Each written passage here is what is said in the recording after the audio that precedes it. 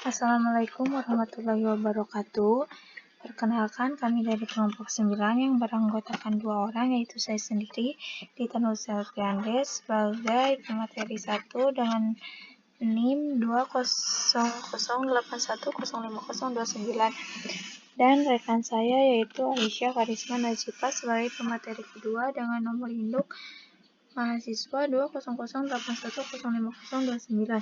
Di sini kami akan sedikit menjelaskan tentang diagram batang dan diagram lingkaran. Baik, untuk mengefisiensikan waktu, langsung saja kita akan ke materi yang pertama, yaitu diagram batang yang akan dijelaskan oleh saya sendiri. Baik, di sini ada diagram batang, di mana kita dalam diagram batang ini memiliki topik pembahasan.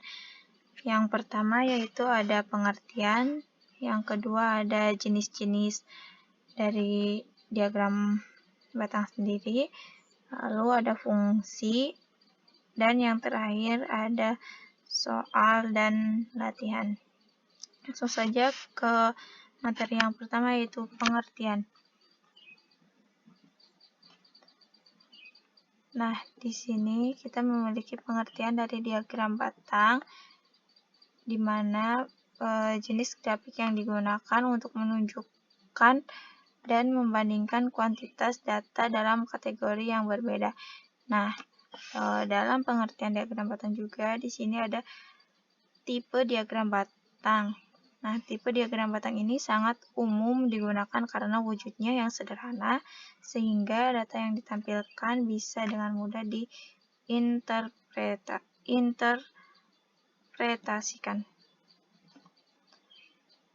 Nah, selanjutnya itu ada jenis-jenis.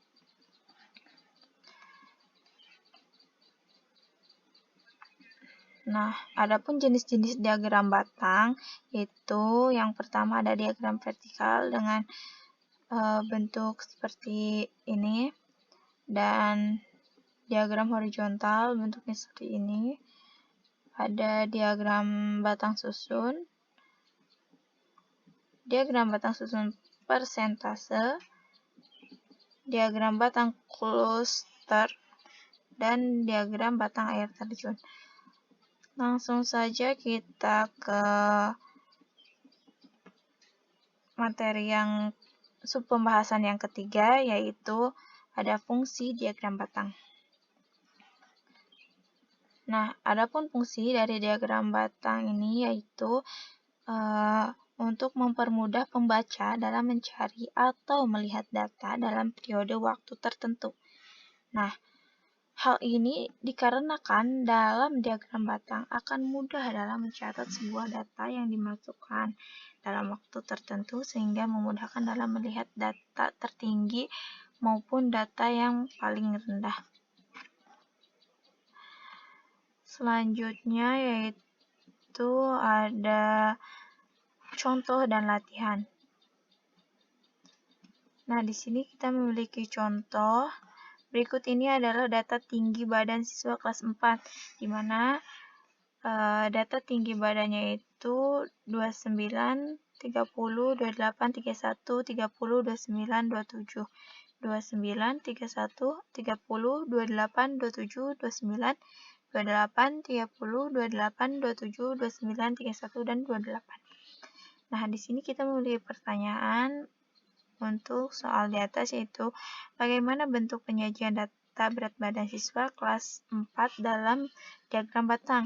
Nah, langsung saja kita ke penyelesaiannya. Untuk yang pertama, kita perlu mengurutkan data berat badan itu dari bilangan yang terkecil hingga yang terbesar. Setelah itu, kita akan mengubah data itu ke dalam bentuk diagram batang.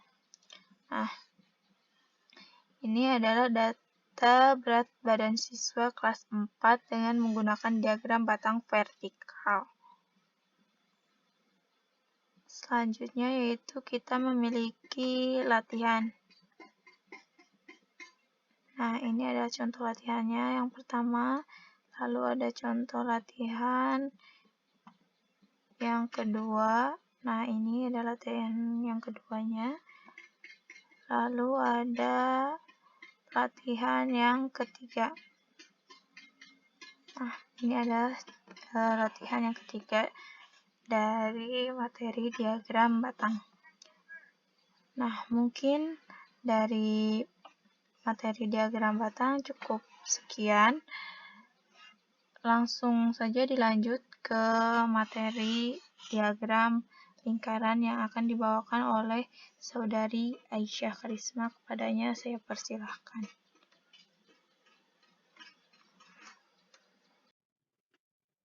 Assalamualaikum warahmatullahi wabarakatuh.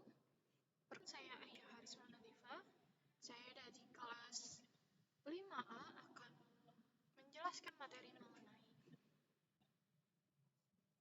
diagram lingkaran. Saya Aisyah dengan NIM 20081050023. Nah, sebentar.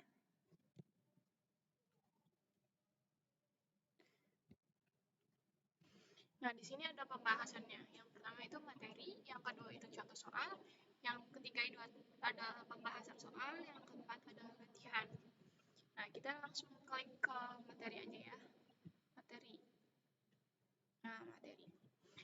Macam-macam diagram lingkaran. Diagram lingkaran itu ada macam-macam ya teman-teman, bukan hanya yang diketahui misal kayak derajat aja atau angka aja. Nah, diagram lingkaran itu ada tentang angka, terus dari derajat juga ada tentang diagram lingkaran sebagai persentase.